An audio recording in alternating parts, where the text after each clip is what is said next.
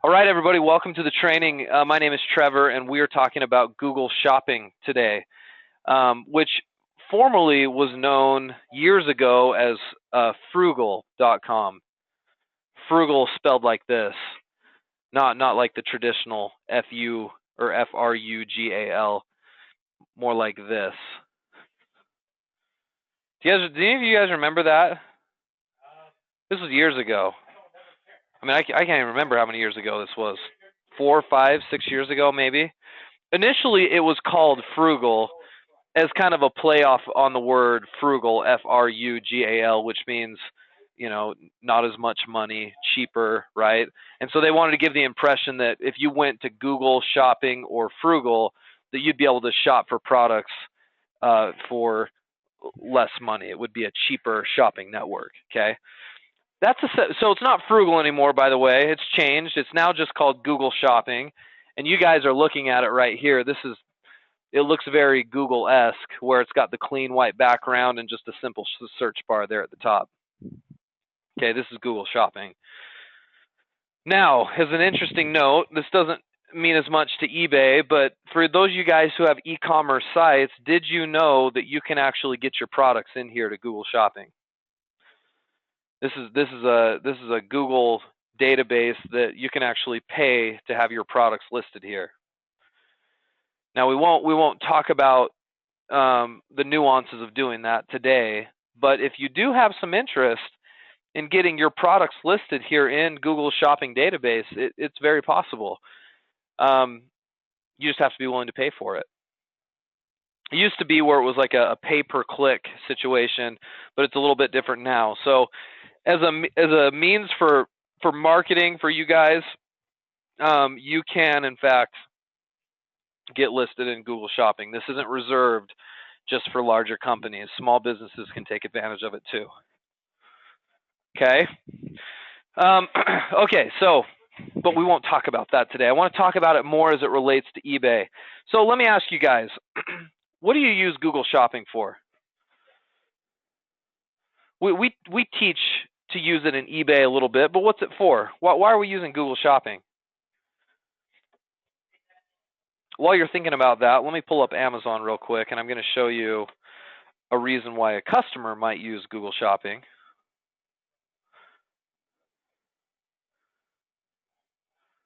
Let me see if I can find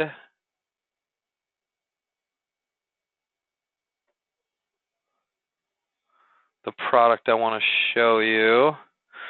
Okay, let me show you this product real quick. While you're answering that question I just asked, let me show this to you. First of all, I've been in the market for some new monitors for my home office.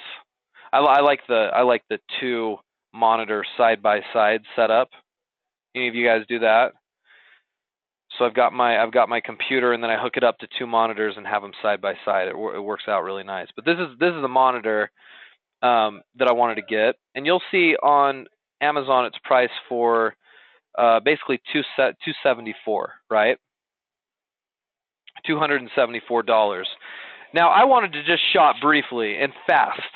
I wanted to see if this was actually a good price at $174.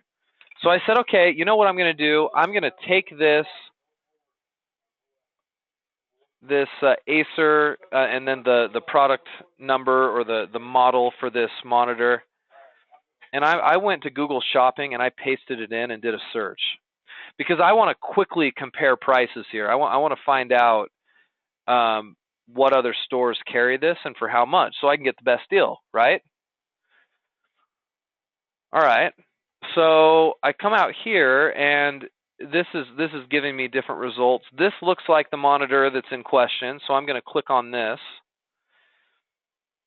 and it's going to show me all the different. So as long as I'm sure this is the product, and it looks like it is, I can come and click on this blue link that says compare prices from 50 plus stores, and if I click on that,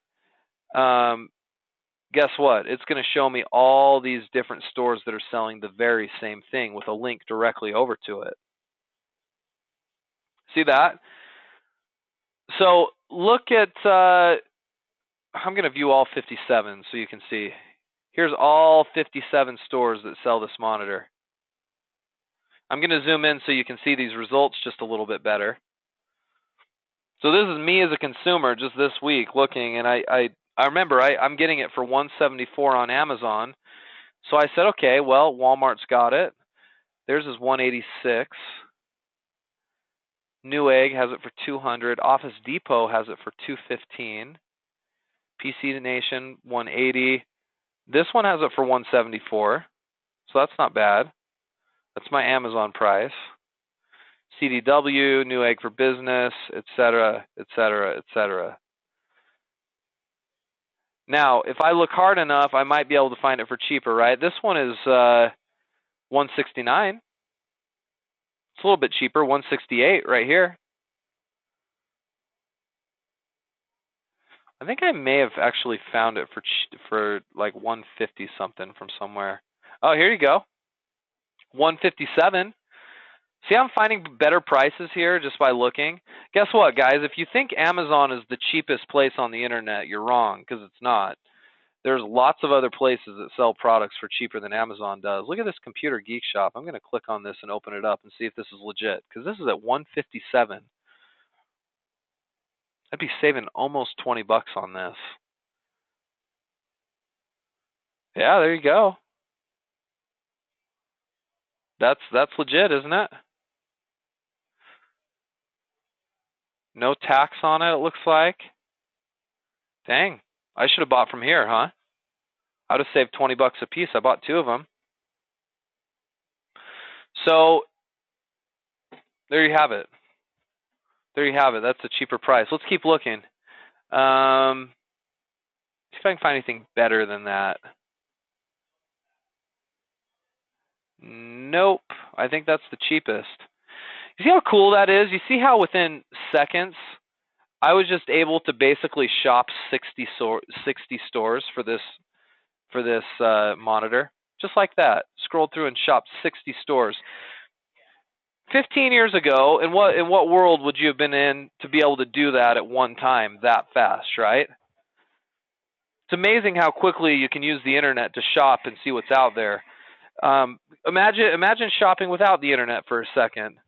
How long would it take you to go shop 60 stores for something, right?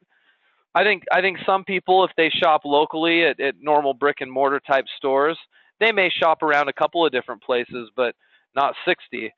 So it's a pretty powerful tool as a consumer, as a shopper. So for you guys, by the way, if you're ever just shopping like I was for a monitor like this, take a minute and hop onto Google Shopping and see if you can find it cheaper.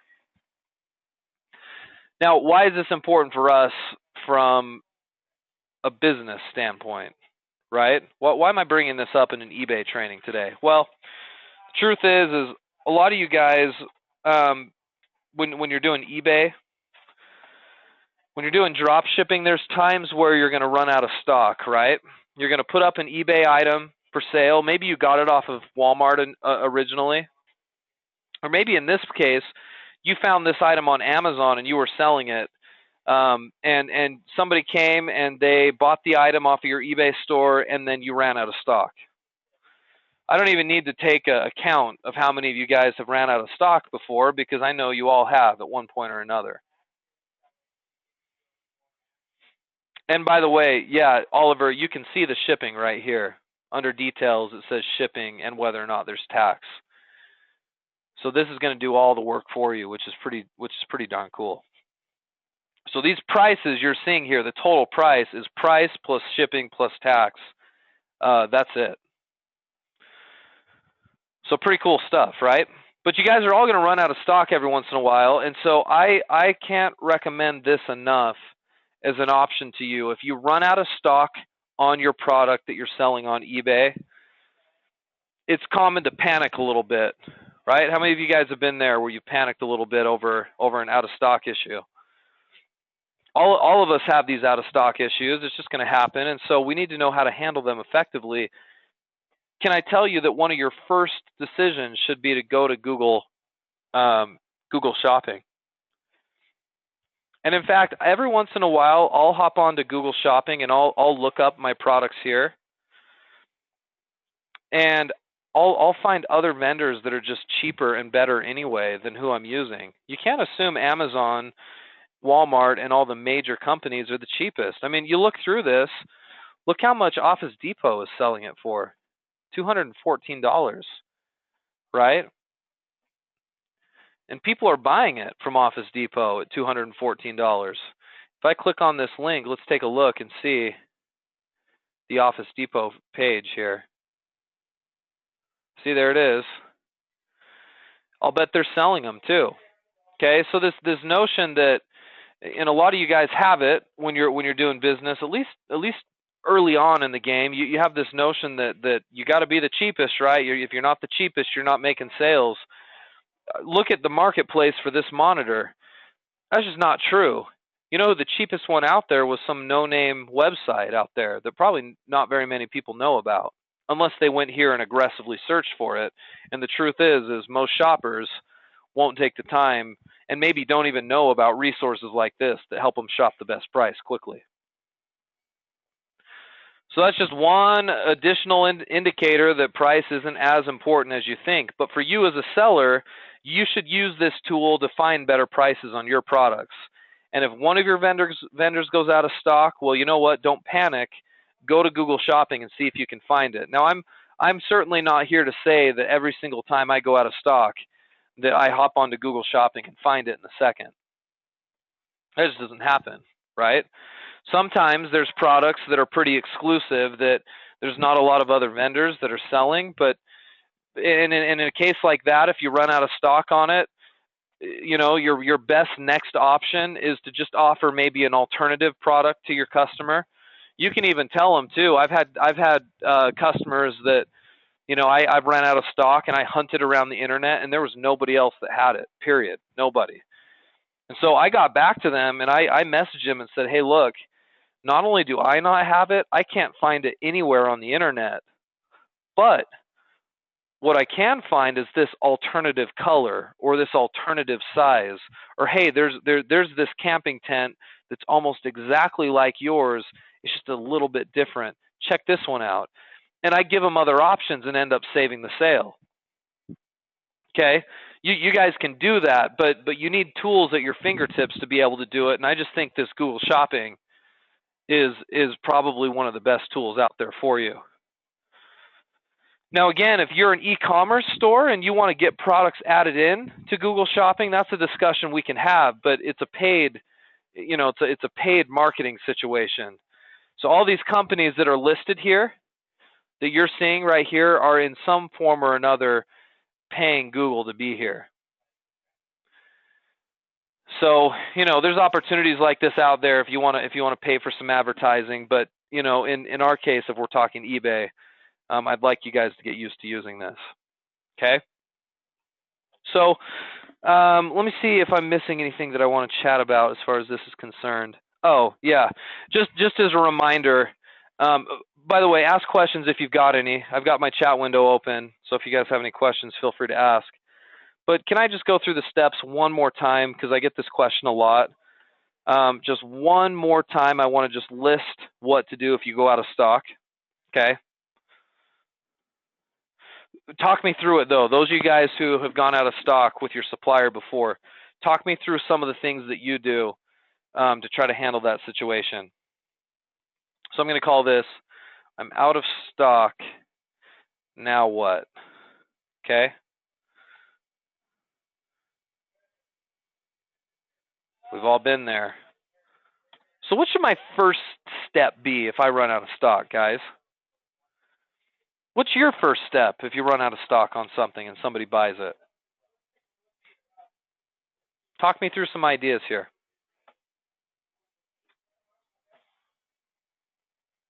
I'll give you guys all a minute to respond.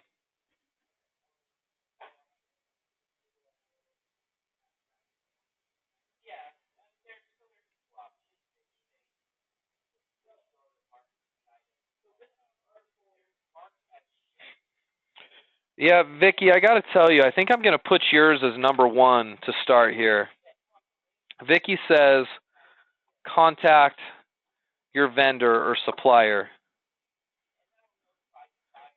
We'll say current. vendor or supplier and get ETA on product getting back into stock. Now, I know this doesn't work with everybody. How many of you guys have ever tried to call Walmart and ask them when they're going to get something back into stock? Who's done that? And how well does that work? It doesn't work very well, does it? Calling Walmart for virtually anything is sort of a joke, isn't it, Bracky? I mean, I'm not saying Walmart's bad or anything. I'm just saying their online customer service in regards to stuff like this isn't very good. They're not going to be able to tell you in most cases when something's getting back into stock. Now, if you're working with a supplier of some sort, maybe another retailer or a wholesale drop shipper that you're working with, some of those actually are pretty good. Like, you can contact them and they'll give you, hey, we're actually scheduled to get another shipment of these items in the next week and a half. Contact us back then. Because if that happens, if you can get an estimated time, then make a note of it, okay? You don't immediately go contact your buyer and say, hey, it's not going to be back in the stock for a week and a half. Just make a note of it and say, okay, at least I know I can get it back into stock here in a week and a half from my supplier. Okay, great. So then what's my next step?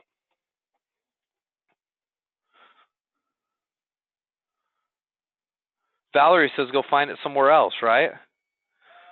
Go find it. Okay? We just offered you google.com/shopping, right? Now, based on what I've told you about google.com/shopping, not everybody's included here. Only people that are paying to be here, right? So if that's the case, then can I recommend one more thing in addition to that? I know this sounds kind of lame because it's a cop out used, I feel like, a lot, but just Google it. Google it. So if you can't find it in google.com/shopping like we just did here, and it's nowhere to be found, then head back out to just google.com and do a search for it. Because you may actually find it from another vendor within Google's search engine where it's not being displayed within Google Shopping, okay? Does that make sense, guys? You can find it other places. All right. If you can find it from another source and it's priced reasonably well, go ahead and take it. You know, if you can't find it anywhere else, but you find it at a vendor where it costs a little bit more and it's going to cost you to either break even or lose a little bit of money, you know, I say fulfill at virtually any cost.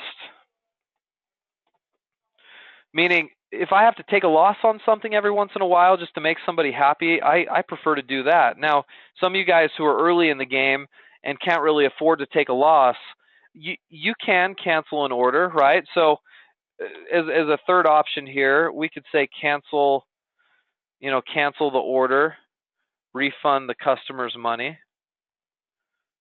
right? You could do that. But if you do that too often, you run the risk of losing your account at eBay, okay? So I'd prefer we do this first. And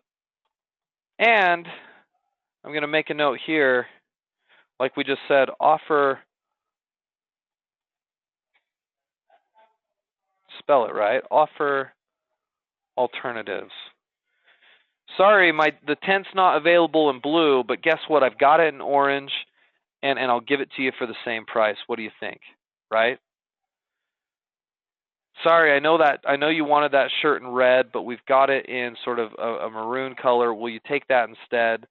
If not, that's fine. We'll refund your money. Like you want to give people options. You hear me talk about this all the time. Empower the people that you're selling to, and don't make them feel like they're backed into a corner. Offer them the alternative. Say, hey, do you want this tent in orange instead?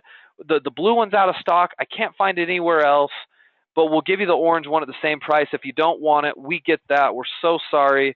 We'll refund your money. Tell us what you want us to do. That's your message to the person you sold it to, right? Just think if you follow this format in the way you do customer service, you're going to keep happier people, and you're going to eliminate more of those opportunities to get negative feedback. Okay? But guess what? I know we don't like to deal with out of stock issues, and even the best suppliers sometimes will be out of stock on things. But guess what? That is you're staring down the barrel of the one drawback of doing drop shipping. For all the pros that are there for drop shipping, and there are a lot of pros, right? No inventory, no risk, no capital invested into anything, quick to be able to change products, no shipping. All these pros that come with drop shipping, the one con is what we're looking at right now, and it's just very important that we know what to do and that we can do it well.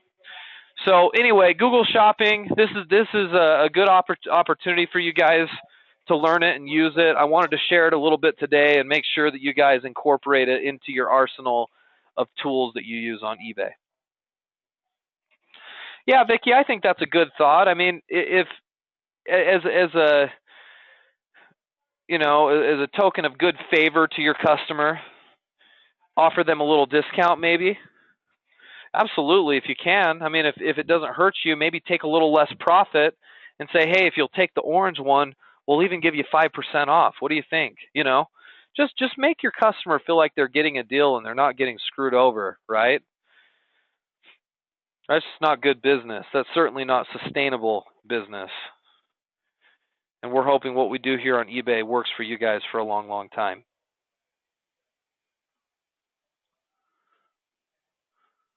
Okay, good comments, guys. All right, well, I'm gonna go ahead and finish up. If you got any more comments, I'll give you just another second to leave them with us. And then, as always, I sort of ask for ideas and things you guys might want explored a little bit more in these eBay trainings. So if you've got some ideas, go ahead and put them down. We do eBay every single Friday at this same time, so I'd love to hear any suggestions that you have. Otherwise, we'll go ahead and we'll finish up. Okay. All right, just another minute, and then we'll do it.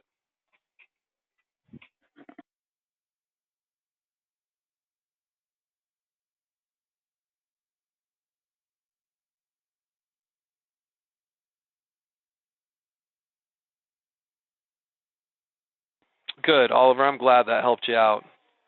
This is one of those things that I think we mention in some of our other trainings, but maybe don't discuss it enough.